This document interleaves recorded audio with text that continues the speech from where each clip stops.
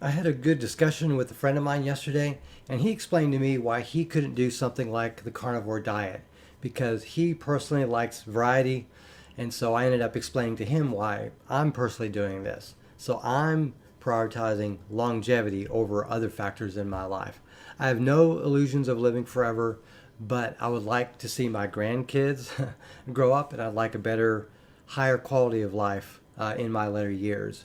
So before I continue discussing this topic, I want to go ahead and show what I ate today. For lunch, I polished off the last of a bag of hot wings that I have brought to work. I generally like to eat this as a staple food over time. For dinner tonight, I'm having some beef chuck Texas style ribs. This is without any additional sauce added. This is just the standard liquids essentially that comes out of the meat. And this is what will tide me over for this evening. In my mind, the focus of the carnivore diet should be on food quality, not food cheapness. Maybe you start with lower priced meat, eggs, and dairy from your local grocery store just to try it out. But when possible, you should seek out higher quality versions of anything you buy and find out what organ meats you're willing to add to your diet over time.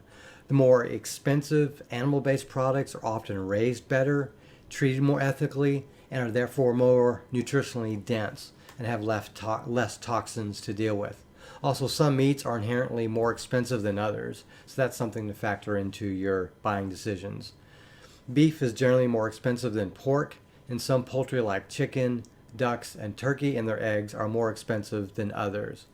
Also, seafood can be all over the place, so spend some time not only shopping for the best bang for your buck, but shop for quality versions and types of meat, eggs, and dairy that you're willing to eat.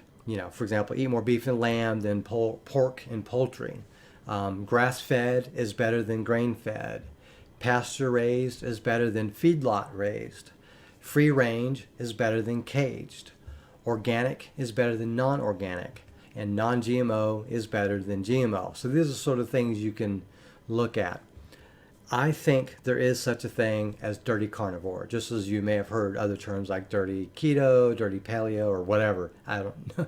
I'm sure you can, there's a debate over clean versus dirty foods, but long story short, dirty and clean tend to have a certain type of meaning.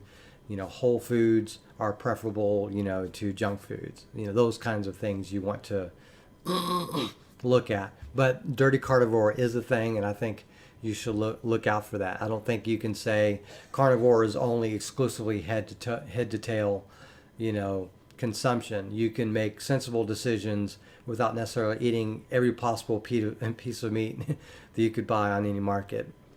But I think that you can try to prioritize healthy meats and dairy products out there, and try to avoid being nutritionally deficient. And while there may be mitigating factors like RDAs, being less important, and there's no anti-nutrients in this way of eating, in carnivore.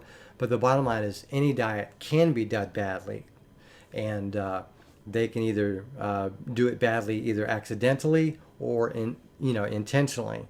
And so, you have to sort of look into what you're doing and not blindly do this, carnivore diet.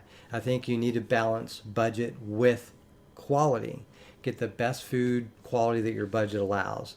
Take note of the price per pound of what you eat and see if you can get the higher quality stuff, within the confines of your wallet or your pocketbook. I do plan on spending a little bit more myself, so I'm not preaching to others what I'm not willing to do for myself.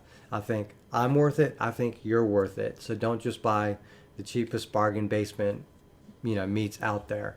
I do believe you can have a diverse and varied carnivorous way of eating without sacrificing your health. Thank you very much for watching, and have a great day.